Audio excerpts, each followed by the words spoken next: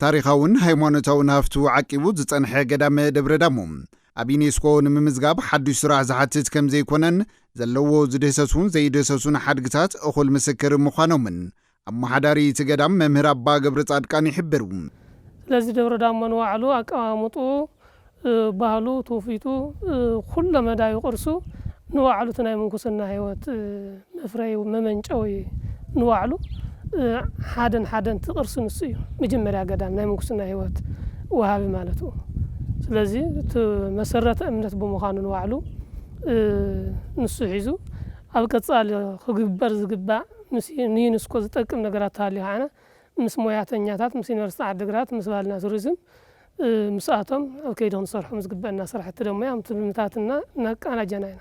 ገዳም ደብረ ዳሞ ቤተ ምስክር ዝማሬ መዋስእቲ ንኽኸውን ብመንበረ ሰላማ ላዕለዋይ ጠቕላሊ ቤተ ክህነት ትግራይ ከም ዝተወሰነ ዝሓበሩ መምህር ኣባ ገብረ ጻድቃን በዚ መሰረት ድማ እቲ ገዳም ነቶም እዚ ትምህርቲ ንምርካብ ካብ ክልሎም ወፃኢ ዝኸዱ ዝነበሩ ተምሃሮ ዓብዪ መዕቆቢ ክኾኖም ከም ዝኸኣለ ይዛረቡ።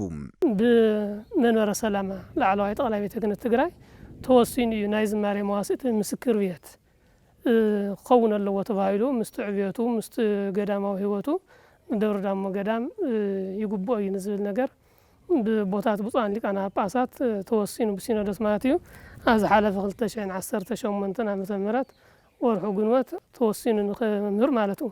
ገዳም ደብረ ዳሞ ኣብ ዩኔስኮ ንኽምዝገብ ዩኒቨርሲቲ ዓዲግራት ብዙሓት ስራሕቲ ይሰርሕ ከም ዘሎ ዝገለጹ ኣብ ዩኒቨርሲቲ ዓዲግራት መምህር ምሕደራ ስነ ቅርስን ስነ ኳዕትን ዝኾኑ መምህር ጌትነት ደስታ ነቶም ዩኔስኮ ዝዘርዘሮም 10 ረቋሒታት ገዳም ደብረ ዳሞ ዘማልኦም ኣብ ምድህሳስ ከም ዝጸንሑ ይገልጹ።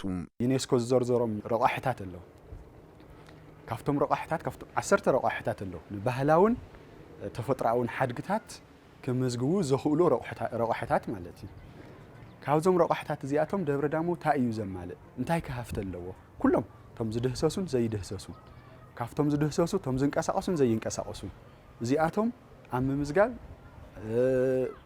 ሓፈሻቱ ገዳም ዘለዎ ዓቕሚ ምስ ተፈጥሮኣዊ ኣቀማምጣ ሒዝካ ማለት እዩ ኣብ ምጽናዕን ኣብ ምምዝጋብን ጸኒሕና ኢና ማለት እዩ። ሕዚ ከም ስኻትሙን ከም ዝዳህሰስኩሞ ብዝኾኑ ዕንቅፋታት ትፍሰነድ ኣይተማልአን እንዲያም ካብቲ ዝሓዝናዮ ግዜ ንእሽተይ ጉትት ኢላእያንያ ማለት ዓመትን 6 ወርሕን ክንውድኦ ኢና ሓሲብና ነርና ያው በቲ ፕላንና መሰረት ኣይኮንና ንኸድ ዘለና ቶም ዕንቅፋታት ስለ ዘለው ክሻዕ ኸዚ ግን እዙይ እንዳሰራሕና ኢና መፂና ማለት እዩ።